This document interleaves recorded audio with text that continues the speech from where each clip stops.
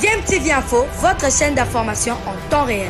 La politique, la santé, le sport, les faits de société, la musique, les rumeurs et bien plus encore. Vous découvrirez cela dans notre chaîne DMTV Info.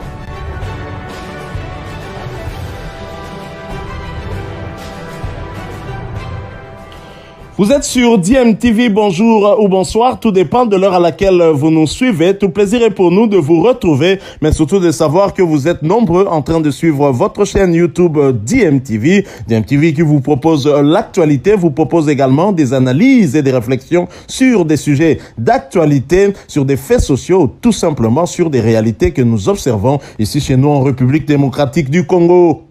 C'est l'heure de notre tour d'horizon, ce tour d'horizon qui nous permet d'aborder avec vous l'actualité de certains de nos internationaux qui ont eu à prester. Vous savez, en Angleterre, par exemple, c'est les Boxing Day. Là-bas, ils ne connaissent pas de fête. Ils continuent à jouer. Même le 1er janvier, ils vont jouer au football. Et justement, ce tour d'horizon, nous allons le débuter en Angleterre. En Angleterre où se jouait la 18e journée du championnat anglais de première division qu'on appelle la Première Ligue. Et pour l'occasion, Arthur Masuaku et son équipe de West Ham se déplaçaient du côté de Watford. West Ham a étrié Watford sur son terrain sur le score d'1-4. L'international congolais Arthur Masuaku n'était pas titulaire lors de cette rencontre. Il a néanmoins fait son entrée en jeu à la 82e minute de jeu. West Ham occupe actuellement la 5e place au classement de la Première Ligue anglaise avec 9 victoires, 4 matchs nuls et 6 défaites, 34 buts inscrits et 25 buts encaissés. Arthur Masuaku avec West Ham en Première Ligue, c'est 776 minutes sur 2520 possibles en termes de temps de jeu. Masuaku a joué 14 matchs sur les 28 possibles. Il a inscrit un but avec West Ham. Alors, prochain match pour l'international congolais, le latéral gauche Arthur Masuaku et son équipe de West Ham en Première Ligue, ce sera pour le compte de la 19e journée de Première Ligue et pour le compte aussi d'un derby londonien où Masuaku sera face à Jean-Philippe Mateta et donc West Ham va être accueilli par Crystal Palace, ancien club de Yannick Yala Abolazi. Ce sera le samedi 1er janvier 2022 sur le coup de 18h30 heure de Kinshasa, en espérant bien évidemment que ce premier jour de l'an 2022 va sourire à Arthur Masuaku, pourquoi pas à Jean-Philippe Mateta qui est aussi congolais mais un binational qui n'a pas encore fait son choix sur sa nationalité sportive, choisir en tout cas la République démocratique du Congo. Nous poursuivons ce petit tour d'horizon et cette fois-ci nous prenons notre vol pour aller du côté de la Turquie où l'on jouait également hier mardi 28 décembre 2021 et c'était pour le compte du 5e tour de la Coupe de Turquie. Nous en parlons tout de suite après cette courte pause.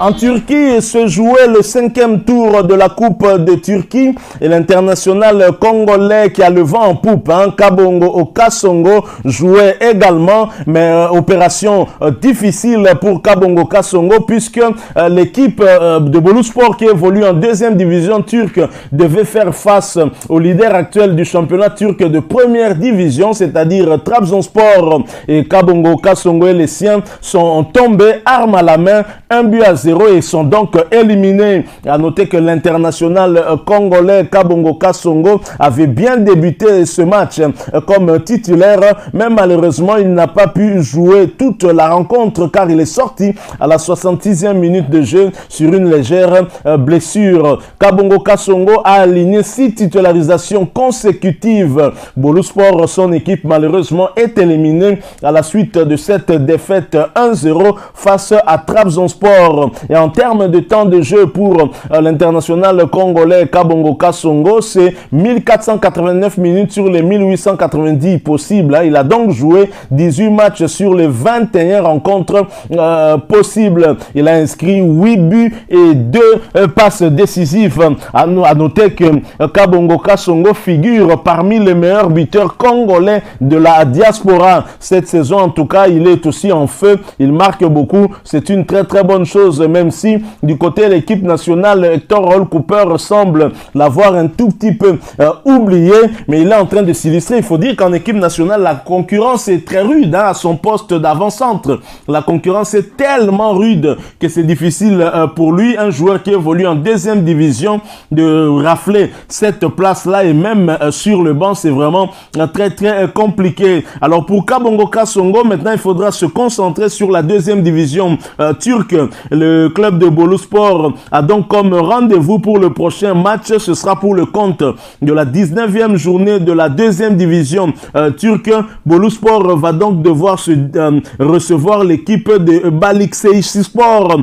Ce sera le dimanche 9 janvier 2022 sur le coup de 14h heure de Kinshasa. Voilà donc le prochain rendez-vous pour Kabongo Kasongo. On espère que l'international congolais pourra reprendre ses forces, puisque au cours de ce match, de cette défaite face à Trabzonspor, il était sorti sur une légère blessure, et nous espérons en tout cas que tout ira pour le mieux pour lui. Alors nous restons bien évidemment en Turquie et nous continuons à parler de cette coupe, cinquième tour en tout cas de la coupe de Turquie, où l'international, son équipe, du moins l'équipe de l'international congolais Christian Luyendama Galatasaray jouait également ce cinquième tour de la coupe de Turquie, et Galatasaray sans Christian Luyendama n'est pas parvenu à vaincre Denizlispor, et Galatasaray est tombé et donc éliminé comme Boluspor, et c'était au tir au but. Galatasaray a perdu 6 tirs au but contre 5. À noter que Christian Luyendama blessé n'était pas de la partie car il se trouve être convalescent.